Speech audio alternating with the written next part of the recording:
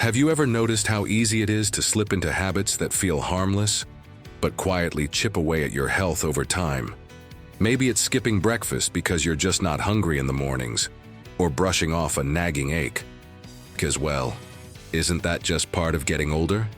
It's almost like these small things whisper to us, it's no big deal. But according to doctors, many of these quiet habits are the very things they wish every senior would stop doing immediately. You see, once we cross into our 60s and beyond, our bodies don't just need care, they demand it. And yet, life doesn't slow down to let us give it. You're still handling responsibilities. You might be helping with grandkids, volunteering, maybe even working part-time or staying active in your community. The irony is that the people doing the most often overlook the habits that could be holding them back the most. So let's talk honestly today. No shame, no finger pointing. Just real conversations about the subtle choices that can lead to bigger problems, and how you can take charge with simple shifts that protect your future self. One of the first things doctors bring up, almost universally, is this: don't stop moving. It sounds simple, but so many people slow down gradually without even realizing it's happening. You used to walk every morning. Now you sit for coffee and catch up on emails. You used to take the stairs. Now, it's the elevator. By default, bit by bit your muscles lose strength, your balance weakens, and your risk of a fall goes up without warning. The fix? You don't need to run marathons, but a daily 15-minute walk, a few minutes of balance or stretching exercises while you watch TV, those add up. They're like compounding interest, but for your mobility.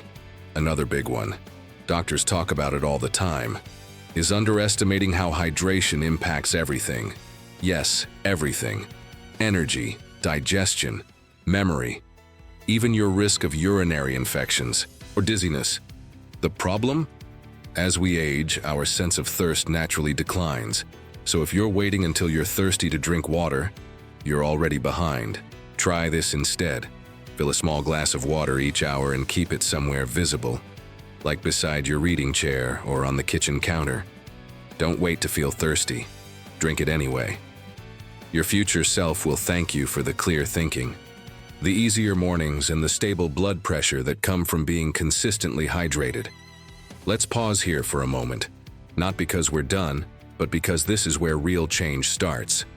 Not in making huge, dramatic moves, but in tuning in to what your body has been quietly asking for all along. Now let's talk about something that's easy to dismiss, but quietly chips away at your independence faster than most people realize. Skipping meals, or worse, replacing them with snacks that don't nourish your body. You might not feel hungry at lunch, especially if breakfast was late or small. Or maybe it just feels like too much trouble to cook for one. But here's what doctors see on the other side of that habit: muscle loss, weakness, brain fog. Not overnight, but steadily. Food isn't just fuel, it's protection. Your muscles need protein to stay strong. Your brain needs healthy fats and B vitamins to stay sharp. Your immune system needs those leafy greens even if you've had a long week, and the thought of salad doesn't thrill you. And no, toast and coffee don't count as a meal. Here's a thought. What if instead of making a big meal, you made a small, colorful plate once in the morning and once again in the evening? Like a snack board with a hard-boiled egg. A few nuts, apple slices, cucumber, and some hummus or cheese. Simple, low effort, and protective in all the right ways. And while we're here, we need to address another sneaky danger: ignoring minor symptoms, especially when they seem normal. For your age, a little dizziness when you stand up, a bit of confusion finding the right word, feeling more tired after lunch than you used to. These might seem like nothing, but often they're the first signs of something deeper.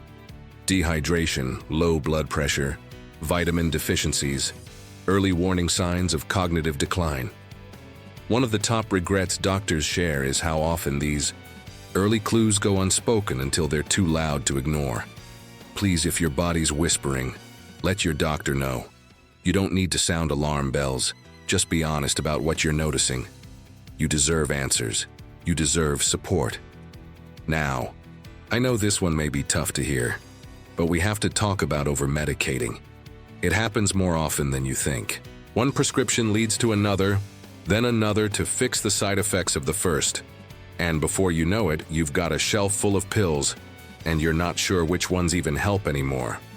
Doctors say they wish more patients felt empowered to ask, do I still need all of these? Or is there a better alternative? Medication can be life-saving, but sometimes it's also habit-forming, not chemically, but behaviorally. If you've been on the same medications for years, it's okay to check in. Your body changes. Your needs do too. Make it a habit, once a year. Ask your doctor to review all your meds. It's not a confrontation, it's collaboration. What we're really saying here is simple.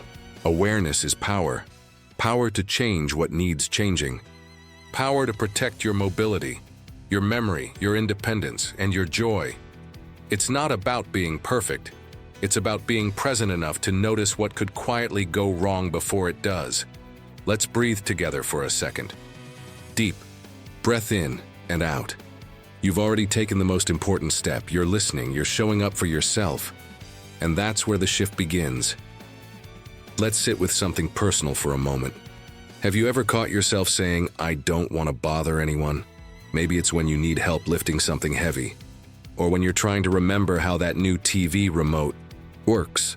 Or maybe, more quietly, it's when you feel a little off but you don't want to make a fuss. This mindset, while kind and humble, can be one of the most dangerous traps we fall into as we get older. Doctors often say the silent suffering they see isn't from pain, illness, or even memory decline. It's from isolation, from feeling like asking for help is a burden, from staying silent until it's too late. But here's the truth. You're not a bother. You're not a burden. People want to help you. The people who love you feel honored when you let them in. The same way you once felt proud to help your kids or a neighbor when they needed you. That's how they feel when they get to return the favor. Independence isn't about never asking for help, it's about knowing when to. And while we're talking about communication, we need to talk about one more thing. Skipping doctor appointments, especially follow-ups. It's easy to put them off when you're feeling fine. Maybe the weather's bad.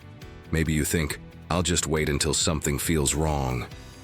But those regular checkups, they're the front line of protection. They're where small issues get caught early, where your meds get reviewed, where questions get answered before they turn into emergencies. Some seniors avoid visits because they fear bad news, but ignoring something doesn't protect you from, it just gives it time to grow. Think of checkups as a seatbelt, not something you use because you expect to crash, but something that's there to protect you just in case. And when your doctor sees you taking your health seriously, they show up for you with more attention, more care, and more proactive support. Now let's move to something that might sound harmless, but is actually one of the sneakiest habits that doctors say quietly drains vitality, staying still for hours on end. We're not just talking about skipping workouts. We're talking about the long stretches of sitting, watching TV, reading, dozing off in a chair. Even if you feel relaxed, your circulation slows, your muscles weaken, and your joints stiffen. The fix isn't extreme. No fancy routines, no gym memberships. Just a commitment to gentle motion every hour. Stand up, stretch, walk to the kitchen and back, circle your arms a few times. You don't need sweat. You need flow. Movement keeps your legs strong enough to prevent falls. It keeps your digestion working. It even lifts your mood. Think of movement like brushing your teeth. It's a daily hygiene for your whole body. And here's a little tip from doctors I've spoken with. Put a reminder on your phone or even a sticky note by your chair that says, stand, stretch, smile. It sounds simple, but these micro actions are what keep you mobile and confident into your 80s and beyond. You don't need to overhaul your life. You just need to create small waves of good decisions that ripple through your day. Let's pause. Again, not to stop, but to feel. Place your hand on your chest. Feel the life still pulsing there. That steady beat means you still have choices. You still have power. Let's make sure you use it every single day. Let's stay with that feeling for a moment. The awareness that you still have power. Because the next habit doctors constantly mention, it's all about what you do with that power. And it might be the most common one of all. Talking yourself out of joy. It starts subtly. You say things like, I'm too old for that now, or that's for younger people, or what if I look silly? Slowly, over time, you shrink your life without even realizing it. You stop dancing, you stop taking pictures, you stop saying yes to invitations, and eventually, you stop creating memories. Doctors call it emotional withdrawal. I call it a quiet form of giving up. But here's the catch. It doesn't come from lack of ability. It comes from the belief that you shouldn't bother anymore. Let me be clear. Joy isn't a luxury. It's not something you earn by being productive. It's a necessity. Your brain thrives on new experiences. Your body responds to laughter. Your immune system strengthens when you feel socially connected. And yes, even your heart. Your actual heartbeat can become more stable when you're doing something that makes you feel alive. I once met a woman named Clara. She was 79, widowed, lived alone. Her kids were grown and busy. She told me she hadn't done anything fun in over a decade. So I asked her gently, "What did you used to love?" Her eyes lit up. "I used to sing," she said. So we found a local choir that welcomed older voices. She went, then she stayed, then she made friends, then she started smiling again. That one yes changed everything. Doctors don't just wish you'd avoid physical risks. They wish you'd nourish your spirit, that part of you still hungry for joy, connection, adventure, even if that adventure is just singing with strangers on a Thursday afternoon. Now, I know this next one is tough to hear, but if we're talking about what doctors really wish seniors would stop doing immediately, it's hiding symptoms. Whether it's because you don't want to sound dramatic or you think you'll wait and see if it goes away, or, let's be honest, you're scared of what it might mean. But here's the thing. Most conditions that seem scary are easier to treat early. A bit of dizziness might just be dehydration. That numbness in your fingers might be from sleeping wrong. But if it's something serious, and sometimes it is, your best shot is always getting it looked at now, not later. Doctors aren't there to scold you. They're there to support you, but they can only help with what they know. Your silence doesn't protect you. It delays your healing. So please, if something feels off, speak up. Let's take another breath together, in through the nose and out. You're doing something powerful just by listening. It means you care. It means you're not done living fully yet. There's one more thing. Doctors deeply wish you'd change. Something we almost never talk about but affects nearly every aspect of your well-being. Something so many people in their 60s, 70s, and even 80s carry silently. And yet it impacts your immune system, your sleep, your appetite, your memory, and your will to take care of yourself. It's untreated loneliness. And no, I don't mean just being physically alone. Some of the loneliest people I've met are surrounded by others. It's that deeper feeling, the one that says, no one really gets me anymore, or I don't want to be a burden, or people have their own lives now. Doctors see this all the time. They notice when someone stops making eye contact, when they start missing appointments, when the energy they used to have for basic self-care starts to fade. The problem isn't weakness. The problem is disconnection. And what makes it worse is that many seniors think they're supposed to just accept it. They've been told things like, that's just part of getting older. But I want to challenge that today. Because it's simply not true. You don't have to accept loneliness. You can interrupt it, even gently, even quietly. Call someone you've lost touch with. Join a local class, even if you only go once a month. Invite a neighbor over for tea, even if you think they'll say no. Leave a kind comment on someone's social media post. Send a letter. Say yes to the church gathering, or the walking group, or the coffee meetup. Connection doesn't have to be loud. It just has to be real, and here's a little-known truth. One small connection a week can literally lower your risk of cognitive decline. The brain is social. It grows with use, especially emotional use. And every little spark of togetherness strengthens your spirit and protects your health. Doctors wish more people understood this. that preventing decline isn't just about exercise, nutrition. It's also about love, about feeling seen, about laughter shared over simple moments. So if you've been waiting for a sign to reconnect, this is it. And if there's one final shift doctors hope you'll embrace, it's this. Please stop believing your best years are behind you. That belief, more than any single habit or food or supplement, is what robs people of vitality. Not because they can't move as fast or remember as easily, but because they stop trying, they stop dreaming, they stop showing up for themselves. But here's the thing. You're still here. You woke up this morning. You're breathing. Your heart is still beating. That means your story isn't finished. Not even close. Your best years aren't gone. They're just changing shape.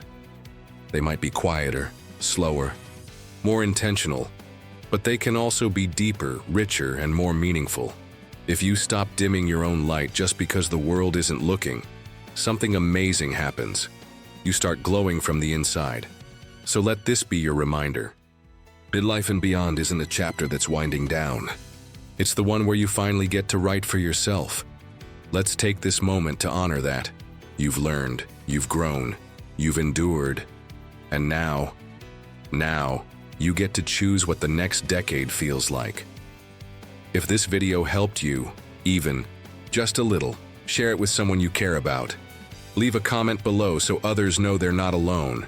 And hit that like button if you believe aging can be powerful, purposeful, and full of life, because it absolutely can. Here's to the strength, the softness, and the stunning resilience of growing older together.